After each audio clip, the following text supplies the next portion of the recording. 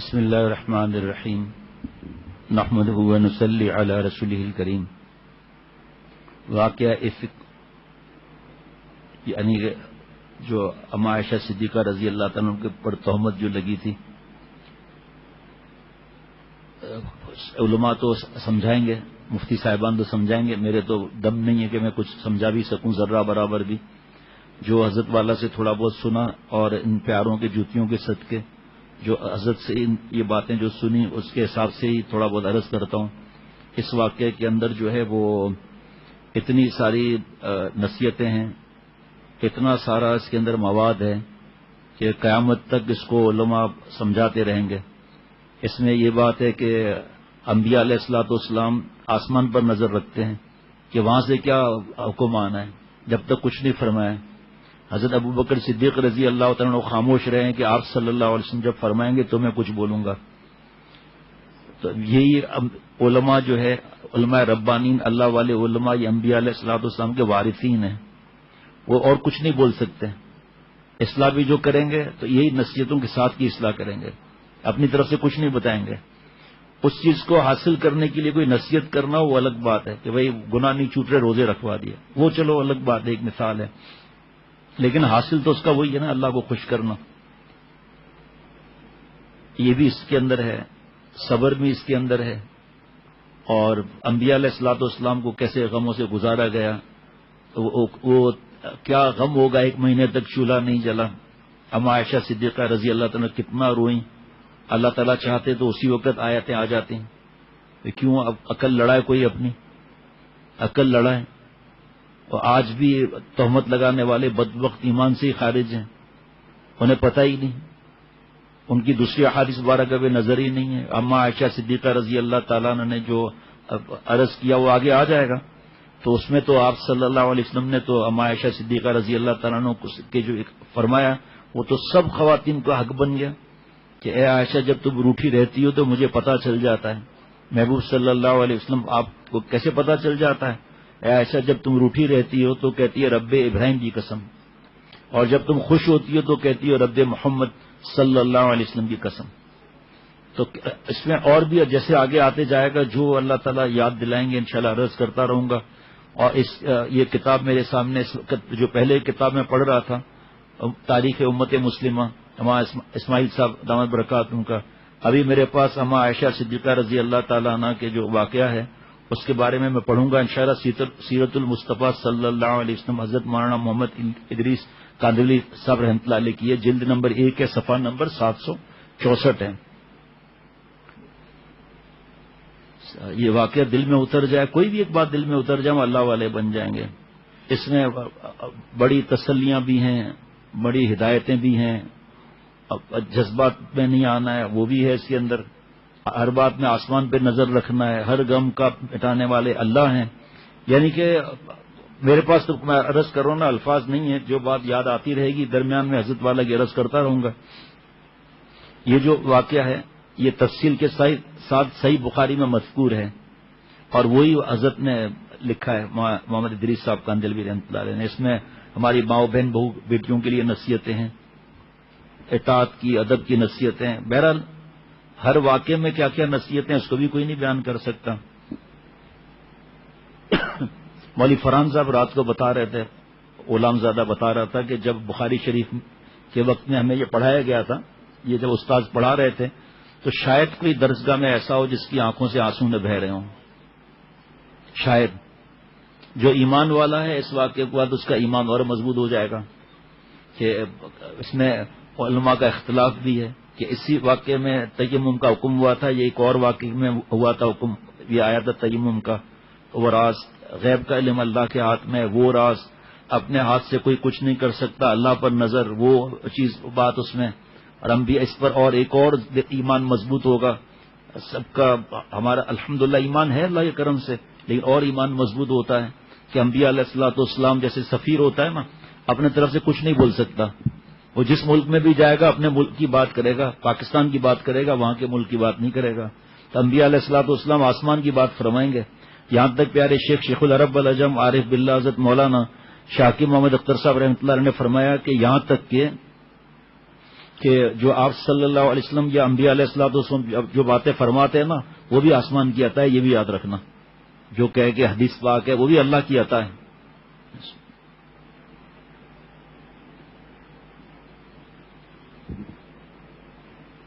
کچھ باتیں تو کل بیان ہو گئی تھیں.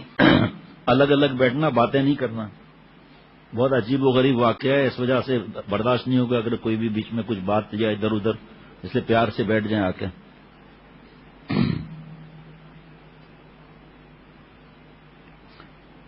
جب پردے کا حکم نازل ہو چکا تھا اس لیے ہودج جو اونٹ پر ہوتا ہے جس میں چاروں طرف پردہ ہوتا ہے یہ شروع ہو گیا تھا اس وقت، کیونکہ پردے کا حکم آ چکا تھا. حضرت عائشہ صدیقہ رضی اللہ تعالی عنہ قضاء حاجت کے لیے لشکر سے دور چلی گئیں. کل بیان ہو چکا تھا، صرف یاد دلانے کے لیے عرض کر رہا ہوں. جب لوٹنے لگی تو ہاتھ ٹوٹ گیا جو نگینوں کا تھا. ان نگینوں کے جمع کرنے میں دیر ہو گئی. قافلہ تیار تھا، ہودج کے پردے لگے ہوئے تھے.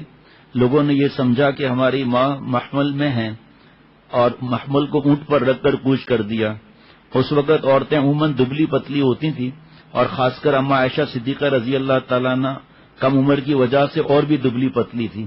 اس لیے سوار کرتے وقت لوگوں کو ہلکے پن کا کچھ خیال نہ آیا اور قافلہ جو ہے وہ چلا گیا.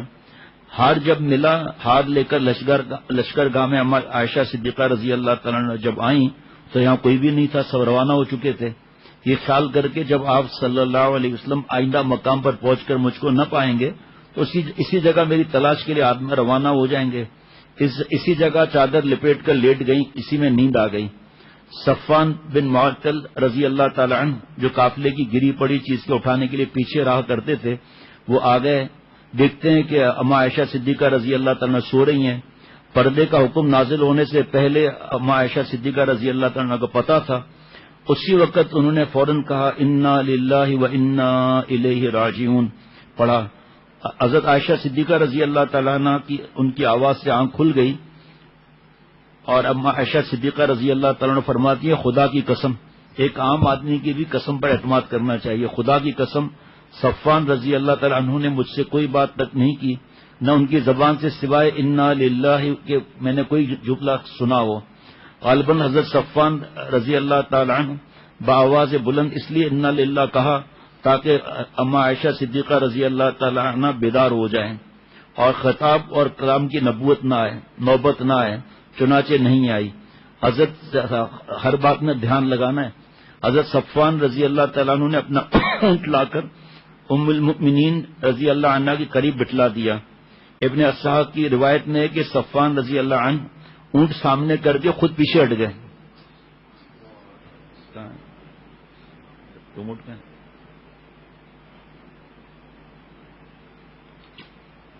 اور بھی سنیے گا، خود پیچھے ہٹ گئے. حضرت ام المؤمنین سوار ہو گئیں اور حضرت صفوان رضی اللہ تعالی عنہ مہار پکڑ کر روانہ ہوئے یہاں تک کہ لشکر میں جا پہنچے. عین دوپہر کا وقت تھا. عبداللہ بن ابی اور گروہ منافقین نے دیکھتے ہی وائی تباہی بکنا شروع کر دیا. جس کو ہلاک اور برباد ہونا تھا وہ ہلاک اور برباد ہوا. مدینہ پہنچ کر حضرت عائشہ صدیقہ رضی اللہ تعالیٰ نے بیمار ہو گئیں. 1 مہینہ بیماری میں گزرا. افطرا پرواز اور طوفان اٹھانے والے اسی چرچے میں تھے. افطرا پرواز اور طوفان اٹھانے والے اسی چرچے میں تھے، مگر حضرت عائشہ رضی اللہ تعالیٰ عنہ کو اس کا مطلق علم نہ تھا. مگر حضور صلی اللہ علیہ وسلم کے، یہ میں نے رات کو اسی کتاب سے تھوڑا پڑھا تھا، تلطف اور مہربانی میں کمی آ جانے کی وجہ سے جو سابقہ بیماری میں مبذول رہی، دل کو خلجان اور تردد تھا کہ کیا بات ہے کہ آپ صلی اللہ علیہ وسلم گھر میں تشریف لاتے ہیں اور دوسروں سے میرا حال دریافت کر کے واپس ہو جاتے ہیں، مجھ سے دریافت نہیں فرماتے. آپ صلی اللہ علیہ وسلم کی اس بے التفاتی سے میری تکلیف میں اور اضافہ ہوتا تھا. ایک بار شب کو میں ام مستح رضی اللہ تعالی عنہ کی قضاء حاجت کے لیے جنگل کی طرف چلے. حضرت ام مستح رضی اللہ تعالی عنہ کی والدہ حضرت صدیق اکبر رضی اللہ تعالی عنہ کی خالہ تھیں اور یہ خالہ زاد بہن تھی، اور مستح حضرت ابو بکر صدیق رضی اللہ تعالی عنہ کے بھانجے تھے. عرب کا قدیم دستور یہی تھا کہ بدبو کی وجہ سے گھروں میں بیت الخلاء نہیں بناتے تھے. راستے میں مستح نے اپنے بیٹے مستح کو برا کہا. حضرت عائشہ رضی اللہ تعالیٰ عنہ نے فرمایا کہ ایسے شخص کو کیوں برا کہتی ہیں جو بدر میں حاضر ہوا؟ ام مستح رضی اللہ تعالیٰ عنہ نے کہا اے بھولی بھالی، تم کو قصے کی خبر نہیں؟ عائشہ صدیقہ رضی اللہ تعالیٰ عنہ نے فرمایا کیا قصہ ہے؟ ام مستح نے سارا قصہ بیان کیا۔ یہ سنتے ہی مرض میں اور شدت آ گئی، اور روایت میں ہے کہ سنتے ہی لرزہ سے بخار چڑھ گیا۔ ایک جگہ اور ہے کہ اتنا لرزہ ہوا کہ سارے اوپر جو بلینکٹ جو زمانے میں ہوتے تھے رضائی وغیرہ وہ سب ڈال دی تھی۔ حضرت عائشہ صدیقہ، اب اس میں جو جملہ ہے جو کل میں نے کہا تھا اس کے بارے میں نصیحت آگے ہے، اس لیے جلد بازی کی فکر نہیں کرنا ہے۔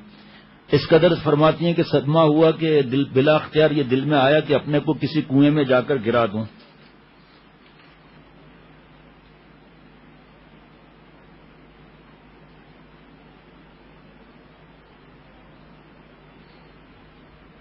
خیر آگے آئے گا وہ۔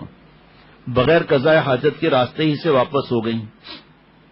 جب رسول اللہ صلی اللہ علیہ وسلم تشریف لائے تو میں نے آپ صلی اللہ علیہ وسلم سے اپنے ماں باپ کے یہاں جانے کی اجازت چاہی تاکہ ماں باپ کے ذریعے سے اس واقعے کی تحقیق کروں۔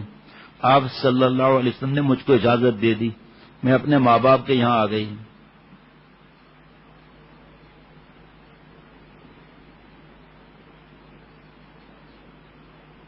اور اپنی ماں سے کہا اے ماں تم کو معلوم ہے کہ لوگ میری بابت کیا کہتے ہیں؟ میری ماں نے کہا کہ اے بیٹی تو رنج نہ کر دینا، قاعدہ یہی ہے کہ جو عورت خوبصورت اور خوبصیرت اور نیک ہوتی ہے، اپنے شوہر کے نزدیک بلند مرتبہ ہوتی ہے، تو حسد کرنے والی عورتیں اس کے ضرر کے در پہ ہو جاتی ہیں۔ میں نے کہا سبحان اللہ، کیا لوگوں میں اس کا چرچا ہے؟ ہشام کی روایت میں ہے کہ میں نے کہا کیا میرے ماں باپ کو بھی اس کا علم ہے؟ ماں نے کہا ہاں۔ ابن اسحاق کی روایت میں ہے کہ میں نے کہا اے ماں اللہ تمہاری مغفرت کرے، لوگوں میں تو اس کا چرچا ہے اور تم نے مجھ سے ذکر تک نہیں کیا۔ یہ کہہ کر آنکھوں میں آنسو بھر آئے اور چیخیں نکل گئیں۔ حضرت ابو بکر رضی اللہ عنہ بالا خانے پر قرآن شریف کی تلاوت فرما رہے تھے، میری چیخ سن کر نیچے آئے اور میری ماں سے دریافت کیا۔ ماں نے کہا کہ اس کو قصے کی خبر ہو گئی۔ یہ سن کر حضرت ابو بکر رضی اللہ تعالیٰ عنہ کی آنکھیں بہہ پڑیں۔ یہ آگے اور مجھ کو اس شدت کا لرزہ آیا کہ میری والدہ ام رومان نے گھر کے تمام کپڑے مجھ پر ڈال دیے۔ تمام شب روتے گزری، ایک لمحے کے لیے بھی آنسو نہیں تھمتے تھے۔ اسی طرح صبح ہو گئی۔ جب نزول وحی میں تاخیر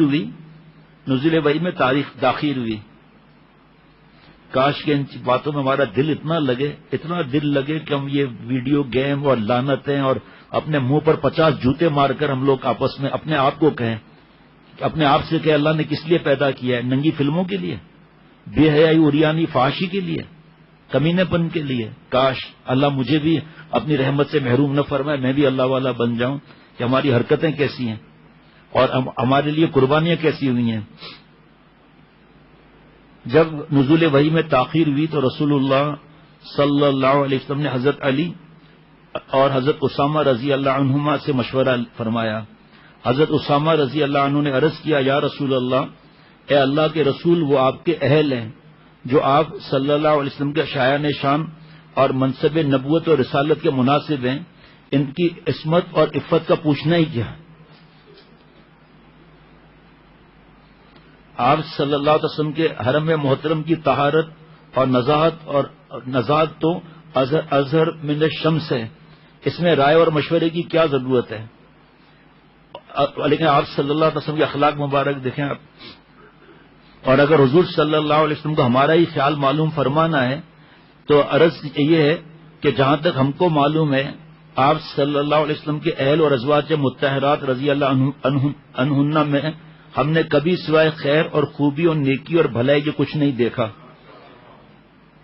اس میں پھر حضرت والا کی بھی نصیحتیں ہیں صحابہ رضوان اللہ علیہ مجمعین کے لیے کہ کوئی رئیس جب جاتا ہے کسی جگہ، اب رئیس کا بیٹا جاپان جا رہا ہے تو باپ سے کہتا ہے آپ کو اللہ نے اتنا مال دیا ہے، مجھے 2 دوست بھی چاہیے، تو وہ باپ نیک کو بھیجے گا یا دوسرے کو بھیجے گا؟ وفادار کو بھیجے گا، بے وفا کو بھیجے گا؟ تو اللہ تعالیٰ نے سب سے پیارے صحابہ رضوان اللہ علیہ مجمعین عطا فرمائے، تو ازواج مطہرات رضی اللہ عنہن کیا ہوں گی پھر بھائی؟ ہماری مائیں ہیں، امت کی مائیں ہیں، قرآن پاک نے اعلان کیا ہے اس کا۔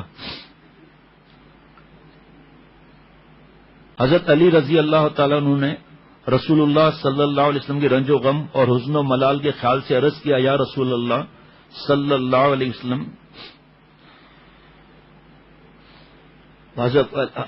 معاذ اللہ حضرت علی رضی اللہ تعالیٰ عنہ کو اما عائشہ صدیقہ رضی اللہ تعالیٰ عنہ کے برات اور نزاعت میں ذرہ برابر بھی کوئی دل میں کوئی خیال نہیں تھا، لیکن آپ صلی اللہ علیہ وسلم نے تسلی کے لیے فرمایا کہ عرض کیا کہ یا رسول اللہ صلی اللہ علیہ وسلم، اللہ نے آپ پر تنگی نہیں کی، عورتیں ان کے سوا بہت ہیں، آپ صلی اللہ علیہ وسلم اگر گھر کی لونڈی سے بھی دریافت فرما نہ چاہے تو وہ بھی وہ حقیق بتائے گی جو رات دن آپ کے گھر میں رہتی ہیں، یعنی آپ صلی اللہ علیہ وسلم مجبور نہیں تھے، آپ صلی اللہ علیہ وسلم کو اختیار میں ہے کہ لیکن پہلے گھر کی باندی سے اگر پوچھنا ہے تو پوچھ لیں۔ حضرت عائشہ صدیقہ رضی اللہ تعالیٰ کو اس مشورے کے بنا پر حضرت علی رضی اللہ تعالیٰ سے کچھ ملال تھا، سو اگر بالفرض یہ ایسا بھی ہے بھی تو یہ باتیں ہر ایک کے سمجھنے کی نہیں۔ بہرحال آپ صلی اللہ علیہ وسلم نے بریرہ کو بلوایا رضی اللہ تعالیٰ عنہ کو اور فرمایا کہ کیا تو گواہی دیتی ہے کہ میں اللہ کا رسول ہوں؟ بریرہ نے کہا ہاں۔ آپ صلی اللہ علیہ وسلم نے فرمایا میں تجھ سے کچھ دریافت کرنا چاہتا ہوں، چھپانا نہیں، ورنہ اللہ تعالیٰ مجھ کو بدریہ وہی بدلا دے گا۔ بریرہ رضی اللہ تعالیٰ عنہ نے کہا ہاں چھپاؤں گی نہیں۔ آپ صلی اللہ علیہ وسلم نے دریافت فرمایا کہ آپ کا ہاں چھپاؤں گی نہیں۔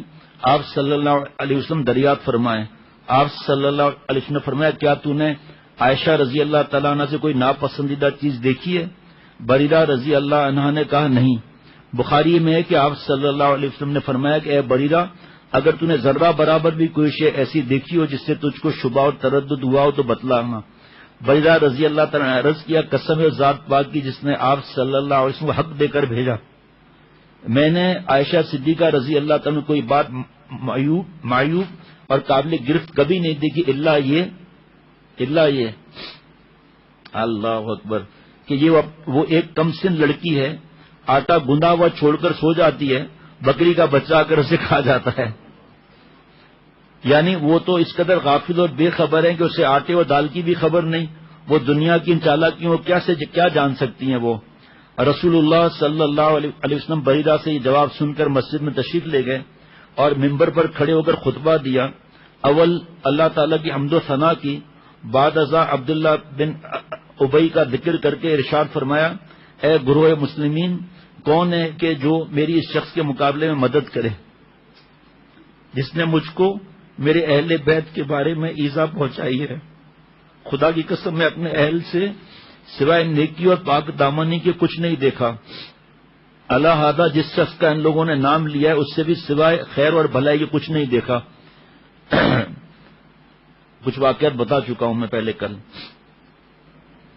رسول اللہ جب صحابہ رضوان اللہ علیہ مجمعین آپس میں عرض کر رہے تھے کہ آپ حکم دیں ہم گردن کاٹ لیں وغیرہ، آپ صلی اللہ علیہ وسلم ممبر سے اتر آئے اور لوگوں کو خاموش کیا۔ حضرت عائشہ رضی اللہ تعالیٰ نے فرماتی ہیں کہ یہ دن بھی تمام کا تمام روتے ہوئے گزرا، ایک منٹ کے لیے آنسو نہیں تھمتا تھا، رات بھی اسی طرح گزری۔ اب یہاں کوئی اپنی حکمتیں اور عقلیں لڑائیں، یہاں کوئی رات بھی اسی طرح گزری۔ میری اس حالت سے میرے ماں باپ کو یہ گمان تھا کہ اب میرا کلیجہ پھٹ جائے گا۔ جب صبح ہوئی تو بالکل میرے قریب آ کر بیٹھ گئے اور میں رو رہی تھی، اتنے میں انصار کی ایک عورت آ گئی، وہ بھی میرے ساتھ رونے لگی۔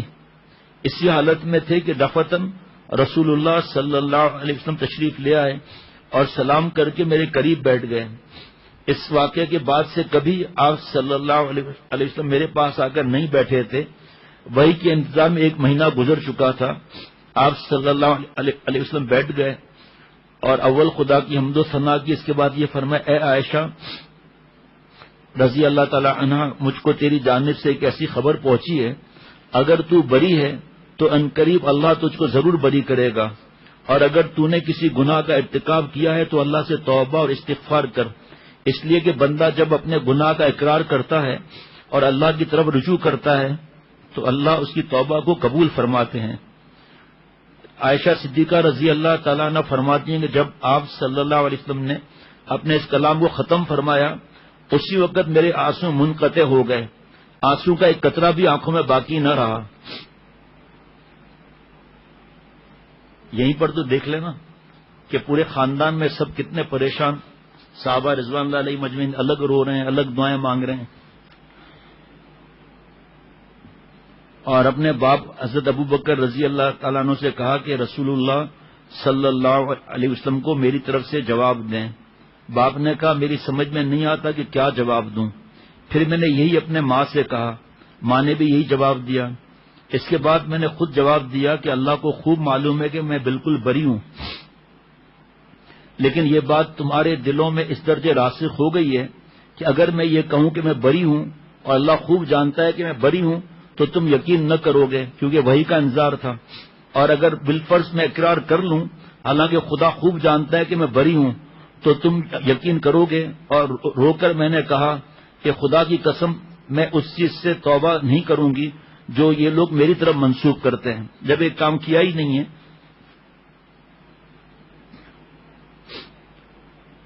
بس میں وہی کہتی ہوں جو حضرت یوسف علیہ السلام کے باپ حضرت یعقوب علیہ السلام نے کہا تھا، فصبر جمیل واللہ المستعان علی ما تصفون، تو صبر ہی کروں گا جس میں شکایت کا نام نہ ہوگا، اور جو باتیں تم بتاتے ہو ان میں اللہ ہی مدد کرے۔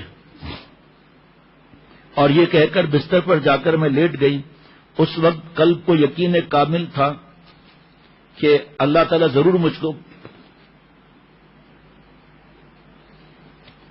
ضرور مجھ کو بری فرمائیں گے، لیکن یہ وہم و گمان بھی نہ تھا کہ میرے بارے میں اللہ تعالیٰ ایسی وحی نازل فرمائیں گے جس کی ہمیشہ تلاوت ہوتی رہے گی۔ اور ایک روایت میں کہ یہ گمان نہ تھا کہ آسمان سے میرے لیے وحی آئے گی، قرآن کی آیتیں میرے بارے میں نازل ہوں گی جو مسجدوں اور نمازوں میں قیامت تک پڑھی جائیں گی۔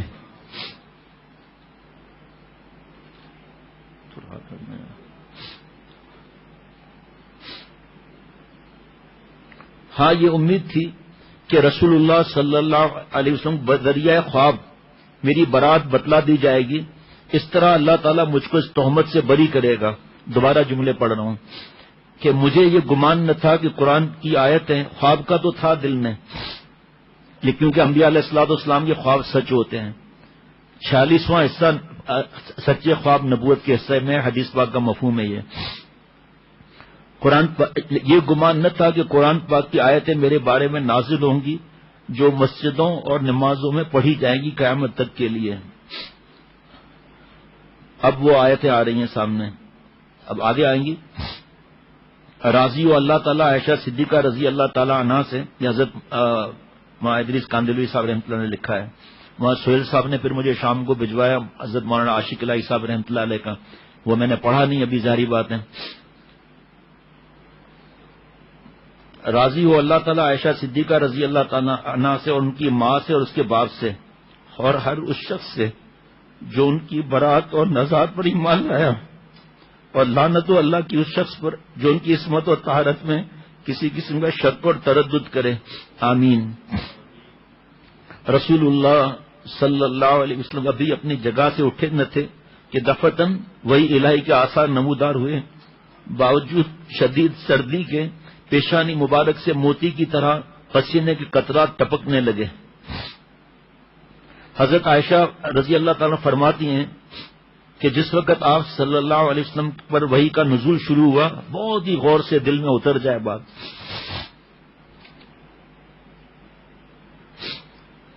حضرت عائشہ صدیقہ رضی اللہ تعالیٰ نے فرماتی ہیں کہ جس وقت آپ صلی اللہ علیہ وسلم پر وحی کا نزول شروع ہوا، خدا کی قسم میں بالکل نہیں گھبرائی، کیونکہ میں جانتی تھی کہ میں بالکل بری ہوں اور اللہ تعالیٰ مجھ پر ظلم نہیں فرمائیں گے۔ لیکن میرے ماں باپ کو خوف سے یہ حال تھا کہ مجھ کو اندیشہ ہوا کہ ان کی جان نہ نکل جائے۔ ان کو یہ خوف تھا کہ مبادا وہی اس کے موافق نہ نازل ہو جائے، جیسا کہ نعوذ باللہ لوگ کہتے ہیں۔ ابو بکر رضی اللہ تعالیٰ عنہ کو یہ حال تھا کہ کبھی رسول اللہ صلی اللہ تعالیٰ علیہ وسلم کی طرف دیکھتے اور کبھی میری طرف. جب رسول اللہ صلی اللہ علیہ وسلم کی طرف نظر کرتے تو یہ اندیشہ ہوتا کہ نہ معلوم آسمان سے کیا حکم نازل ہوتا ہے جو پھر قیامت تک نہیں ٹل سکے گا. وہی کی بات ہے، قیامت تک نہیں ٹل سکے گا. اور جب میری طرف دیکھتے تو میرے سکون اور اطمینان کو دیکھ کر ان کے گونا امید ہوتی. سوائے عائشہ صدیقہ رضی اللہ تعالیٰ عنہ کے سارا گھر اسی خوف و رجا اور امید و بیم میں تھا کہ وہی آسمان کا نزول ختم ہوا اور آپ صلی اللہ علیہ وسلم کے چہرے مبارک پر مسرت اور بشاشت کے آثار نمودار ہوئے. مسکراتے ہوئے اور دست مبارک سے جبین منور کو پہنچتے ہوئے حضرت عائشہ صدیقہ رضی اللہ تعالیٰ کو متوجہ ہوئے. پہلا کلمہ جو زبان مبارک سے نکلا وہ یہ تھا، بشارت ہو تجھ کو اے عائشہ، تحقیق اللہ تعالیٰ نے تیری برات نازل فرما دی.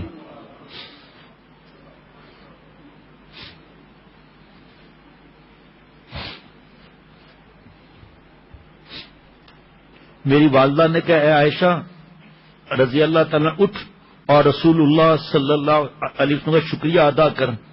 میں نے کہا کہ خدا کی قسم، سوائے خدا تعالیٰ کی جس نے میری برات نازل کی کسی کا شکر نہ کروں گی. اب آگے نصیحت آئے گی، جلد بازی اس لیے کہہ رہا تھا نہیں کرنا ہے. حضرت عائشہ صدیقہ رضی اللہ تعالیٰ کی صدمہ جانکا کی وجہ سے یہ کیفیت تھی جو فرمایا تھا نا کہ میرا ایسا گھبراہٹ ہو رہی تھی کنویں میں جان دے دوں، اس کے بارے میں یہاں آگے لکھا ہوا ہے. اس صدمے کی وجہ سے یہ کیفیت تھی جو حضرت مریم صدیقہ رضی اللہ علیہ السلام کی تھی. یا لیتنی مت قبل ھذا وکنت نسیا منسیا، کاش میں اس حالت سے پہلے ہی مر گئی ہوتی. جب حضرت مریم علیہ السلام پر جو الزام لگے تھے اور ایسی نیست و نابود ہو جاتی کہ کسی کو یاد بھی نہ رہتی.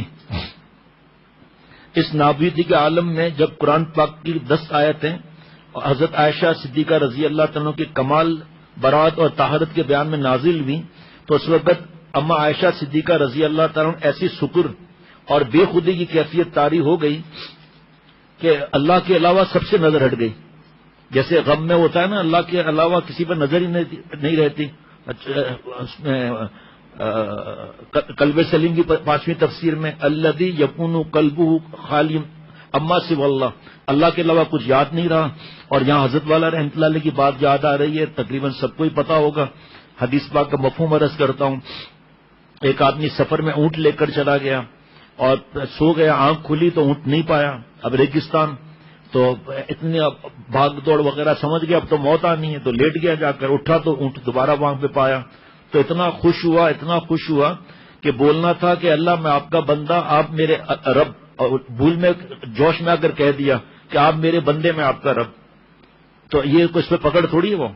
اور دوسری بات یہاں پر حضرت نے ایک اور بات فرمائی کہ حدیث پاک کا مفہوم فرمایا کہ جس طرح بندے کو اونٹ ملنے پر جو خوشی ہوتی ہے اس سے زیادہ اللہ تعالیٰ کو توبہ کرنے والے سے خوشی ہوتی ہے کہ میرے طرف لوٹ آیا. اور یہ رات مغفرت کی رات ہے، یہ اس کی فکر رکھنی چاہیے کہ وقت ضائع نہ ہو، اللہ سے معافیاں مانگیں. اور انشاءاللہ آخر میں تھوڑا سا عرض کر دوں گا،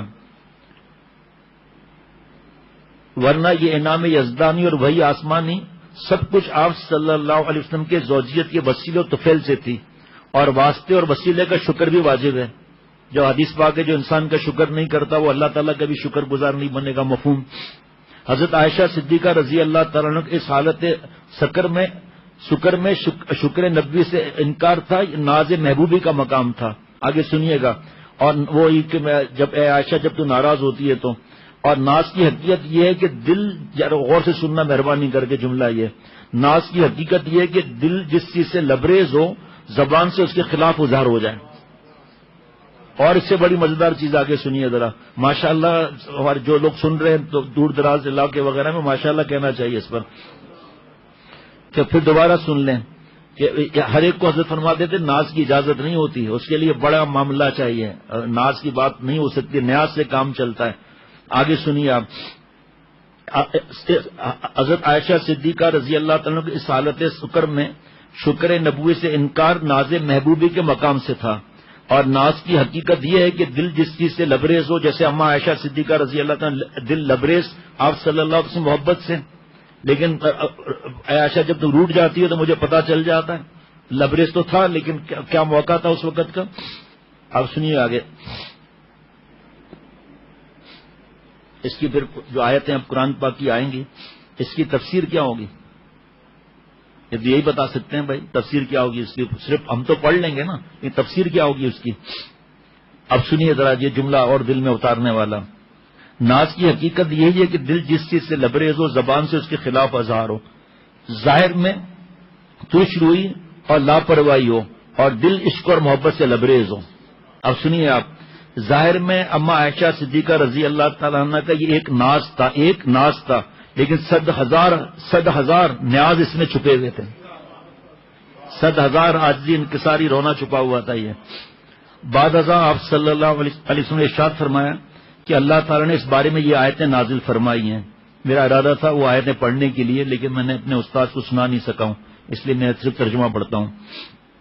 تحقیق جن لوگوں نے یہ طوفان برپا کیا، یعنی اے آل ابو بکر، اس کو تم اس لیے برا نہ سمجھو بلکہ دنیا اور آخرت میں تمہارے لیے بہتر ہے، قیامت تک کے لیے تمہاری عفت اور عصمت پر اللہ کی مہر ہو گئی۔ وہ تم میں کی ایک جماعت ہے، تم اس کو اپنے لیے شر نہ سمجھو بلکہ وہ فی الحقیقت تمہارے لیے خیر ہے۔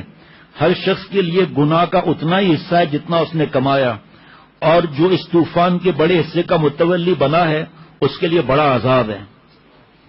اس بات کو سنتے ہی مسلمان مردوں اور مسلمان عورتوں نے، یہ قرآن پاک کا ترجمہ پڑھ رہا ہوں، اپنے متعلق نیک گمان کیوں نہیں کیا اور یہ کیوں نہ کہا کہ یہ صحیح بہتان ہے، اور کیوں نہ لائے اس پر 4 گواہ؟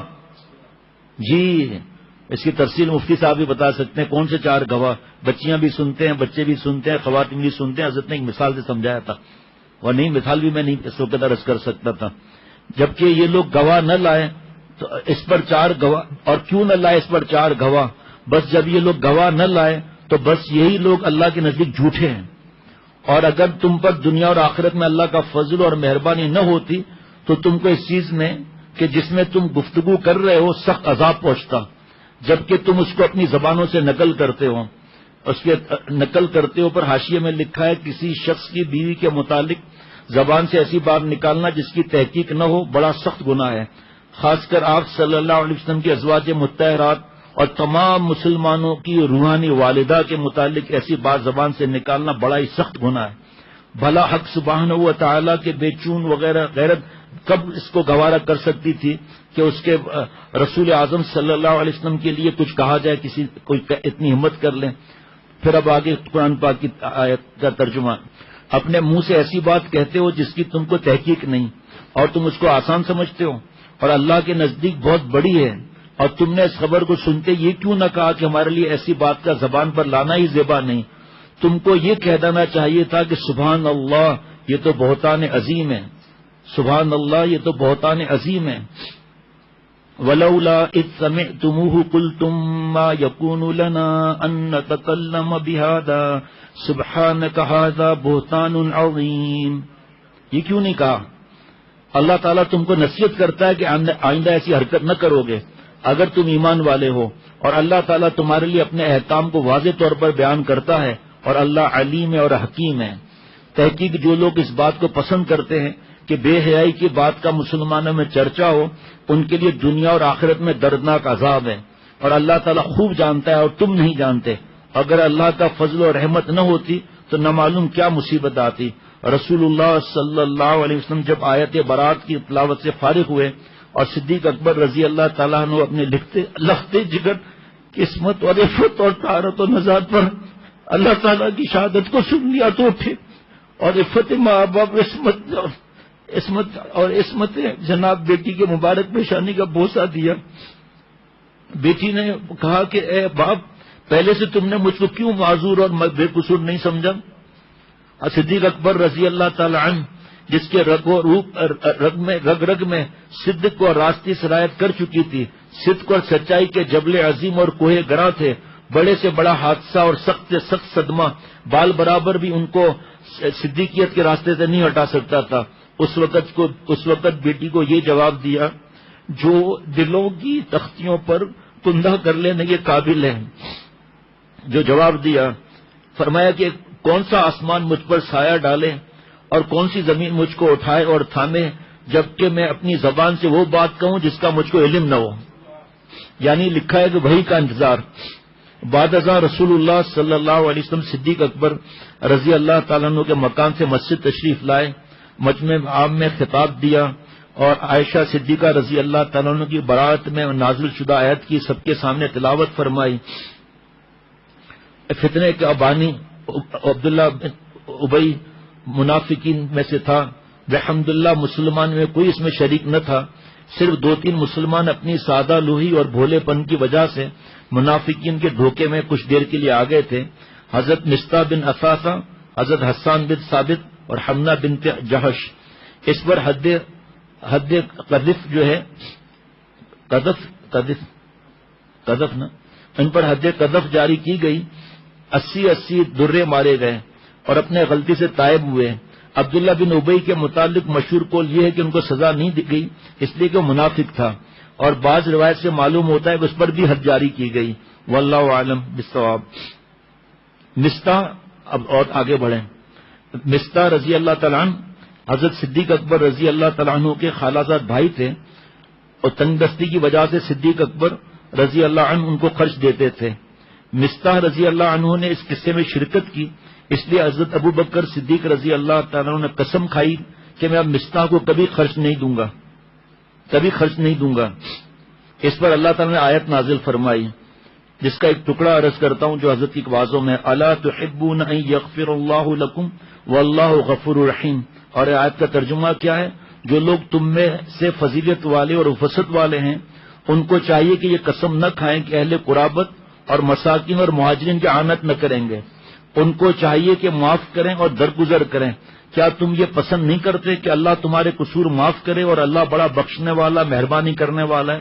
حضرت نے اس کے مفہوم کو اس طرح فرمایا، تعلق معلّہ میں بھی فرمایا، علاج الغضب میں بھی فرمایا، اور غالباً تجلیات جذب میں بھی. تیسرے کسی واقعے میں مجھے یاد نہیں نام کہ مفہوم کہ ابو بکر کیا اس کو تم پسند نہیں کرتے ہو کہ تم اسے معاف کر دو اللہ تجھے معاف کر دیں؟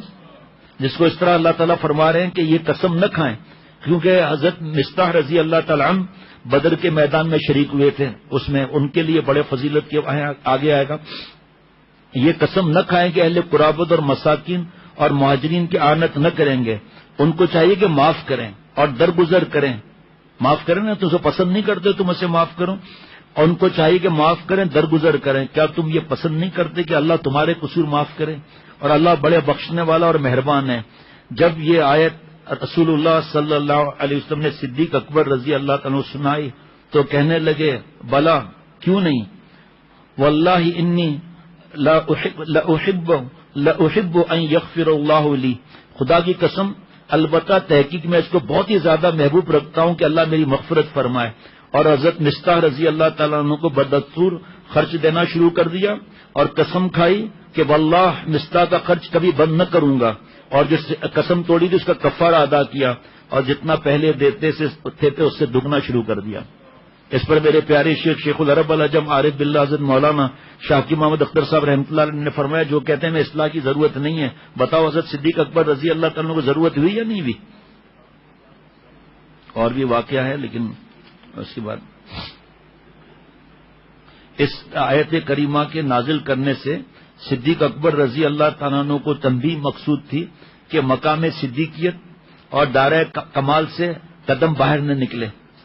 صدیق ہے نا جو اپنی ہر سانس اللہ پر فدا کرے اور جو اب انبیاء علیہ الصلوۃ والسلام کے کار نبوت کو، آپ صلی اللہ علیہ وسلم کی کار نبوت کو آگے بڑھانے والا، تو یہ اس طرح خطا پر ہوا. دائرہ کمال سے قدم باہر نہ نکلے. غلطی اور کی وجہ سے اگرچہ مصطح کا وظیفہ بند کر لینا جائز ہے، مگر مقام صدیقیت کا مقتضا یہ ہے کہ برائی کا بدلہ بھلائی سے دیا جائے. اب اس پر حضرت والا کے ملفوظات بہت ہیں برائی کا بدلہ بھلائی سے دینے کے لیے، قرآن پاک کی جو آیت ہے. ابو بکر صدیق رضی اللہ تعالی عنہ اس اشارے کو سمجھ گئے اور گزشتہ کے اعتبار سے مصطح رضی اللہ تعالیٰ عنہ کا وظیفہ دگنا کر دیا. مصطح سے اگرچہ غلطی اور لغزش ہوئی کہ سنی سنائی باتوں میں اعتماد کر بیٹھے، مگر چونکہ بدر کے صحابہ رضوان اللہ علیہم مجمعین سے تھے جن کے متعلق اللہ تعالیٰ کا حکم نازل ہو چکا، اور حدیث پاک میں بھی ہے بخاری شریف میں، اے اہل بدر جو چاہے کرو، تحقیق میں نے تمہاری مغفرت کی ہے. سبحان اللہ. اس لیے حق تعالیٰ نے بدریت کی وجہ سے مصطح رضی اللہ تعالیٰ کی شفاعت فرمائی کہ اے ابو بکر رضی اللہ تعالیٰ عنہ تم اہل فضل میں سے ہو اور مصطح اہل بدر میں سے ہے، لہذا تم اس کے وظیفے میں کمی نہ کرنا. جو مفہوم سمجھا رہے ہیں یہ آیت حضرت ابو بکر صدیق کی فضیلت کی صریح دلیل ہے. اس سے بڑھ کر کیا فضیلت ہوگی. یہ آیت تو صدیق اکبر رضی اللہ تعالیٰ کے متعلق تھی. اس کے بعد پھر چند آیتیں عائشہ صدیقہ رضی اللہ تعالیٰ کے برات کے متعلق ہیں. تحقیق جو لوگ ایسی پاک دامن اور بھولی بھالی عورتوں پر تہمت لگاتے ہیں کہ جن کو اس قسم کی باتوں کی خبر بھی نہیں اور ایمان والیاں ہیں، ایسی تہمت لگانے والوں پر دنیا اور آخرت کی لعنت ہے اور ان کے لیے بڑا عذاب ہے. جس دن سورہ نور کی آیت ہے یہ سب، جس دن ان کے خلاف ان کی زبانیں اور ہاتھ اور پیر گواہی دیں گے کہ یہ لوگ یہ کام کرتے تھے، اس دن اللہ تعالیٰ ان کو پوری سزا دے گا جو ان کو ملنی چاہیے، اور جان لیں گے کہ اللہ تعالیٰ حق ہے اور عدل اور حق کو ظاہر کرنے والا ہے. اور الخبیثات للخبیثین والخبیثون للخبیثات والطیبات للطیبین والطیبون للطیبات اولئک مبرؤون مما یقولون لهم مغفرۃ ورزق کریم. خبیث عورتیں خبیث مردوں کے لیے سزاوار ہیں، خبیث مرد خبیث عورتوں کے لیے، اور پاک اور پاکیزہ عورتیں پاکیزہ مردوں کے لیے، اور پاکیزہ مرد پاکیزہ عورتوں کے لیے. یہ گروہ اس چیز سے بالکل بری اور پاک ہے جو لوگ کہ ان کے بارے میں کہہ رہے ہیں. ان حضرات کی من جانب اللہ مغفرت اور عمدہ روزی فرمائے. فوائد میں لکھا ہے کہ ان آیات سے ام المؤمنین عائشہ صدیقہ رضی اللہ تعالیٰ کی فضیلت منقبت ظاہر اور باہر ہے. اللہ تعالیٰ نے ان کو بری کیا، طیبہ فرمایا اور مغفرت اور رزق کریم کا وعدہ فرمایا، جس سے حضرت عائشہ صدیقہ رضی اللہ تعالیٰ کی مغفرت قطعی اور یقینی ہونا معلوم ہوا. اس میں پھر آگے مسائل بھی لکھے ہیں کہ جو کس طرح زبان کھولتے ہیں ان کے بارے میں کیا ہے، وہ سب لکھا ہے. عائشہ صدیقہ رضی اللہ تعالیٰ نے فرماتی ہیں کہ میرا گمان یہ تھا کہ میری برات کے متعلق حضور پر نور صلی اللہ علیہ وسلم کو کوئی خواب دکھلایا جائے گا، مگر یہ وہم و گمان نہ تھا کہ میری برات کے بارے میں قرآن کریم کی آیتیں نازل ہوں گی جن کی قیامت تک تلاوت ہوتی رہے گی. یہ وہم و گمان تک نہ تھا کہ قیامت تک میری برات اور نزاہت کا مسجدوں اور محرابوں اور ممبروں اور خلوت خانوں میں اعلان ہوتا رہے گا. 10 آیتیں برات کے بارے میں نازل ہوئیں. جس طرح حضرت مریم علیہ السلام کی طرح عائشہ صدیقہ کی طہارت و نزاہت بے مثال ہے اور حد کمال کو پہنچی ہوئی ہے، اور اس طہارت اور نزاہت کا اعلان بھی حد کمال کو پہنچا ہوا ہے جو قیامت تک جاری رہے گا. یہی وجہ تھی کہ جب مصطح کی والدہ نے مصطح رضی اللہ عنہ کو برا بھلا کہا تو عائشہ صدیقہ رضی اللہ تعالی عنہ نے مصطح کو منع کیا کہ مصطح رضی اللہ عنہ کو برا نہ کہو، کیونکہ مصطح رضی اللہ عنہ مہاجرین اولین میں سے ہے اور اہل بدر میں سے ہے. اور ان آیت میں جو ہے صدیق اکبر رضی اللہ تعالیٰ کی فضیلت صاف روشن ہے. خدا جس کو صاحب فضل فرمائے اور اس کے فضل و کمال میں کہاں شبے کی مجال ہے. واقعہ جو ہے صدیق اکبر رضی اللہ تعالیٰ عنہ کے کمال اور غایت تقویٰ کا پتہ چلتا ہے کہ یہ قصہ ایک ماہ سے زائد تک رہا مگر بیٹی کی حمایت نے ایک حرف زبان سے نہیں نکلا. شدت رنج و غم میں صرف ایک مرتبہ ابو بکر رضی اللہ تعالیٰ کی زبان سے یہ نکلا. خدا کی قسم یہ بات تو ہمارے حق میں زمانہ جاہلیت میں بھی نہیں کہی گئی. پورا خاندان حضرت فرماتے تھے ایسا تھا. پھر جبکہ اللہ تعالیٰ نے ہم کو اسلام سے عزت بخشی تو اس کے بعد یہ کیسے ممکن ہوا. فتح الباری جلد نمبر 8 صفحہ 369 پر. سبحان اللہ. اللہ جو یہ بدگمانی کرتے ہیں آپ صلی اللہ علیہ وسلم کی ازواج مطہرات رضی اللہ عنہ کے حق میں، بدگمانی حقیقت میں اللہ کے ساتھ بدگمانی ہے. تقریباً 20 آیتیں نازل ہوئیں. قرآن مجید کی ان آیت کے نازل ہونے کے بعد جو شخص ام المؤمنین عائشہ صدیقہ بنت صدیق رضی اللہ تعالیٰ عنہ اور زوجہ مطہرہ سید الانبیاء صلی اللہ علیہ وسلم پر پھر بھی تہمت لگائے وہ باجماع امت کافر اور مرتد ہے. اللہ کے آیتوں کا انکار کرنا. اللہ تعالیٰ کا شکر ادا کرنا چاہیے جس رب نے ہمیں ایمان عطا فرمایا، آپ صلی اللہ علیہ وسلم کی امت میں پیدا کیا.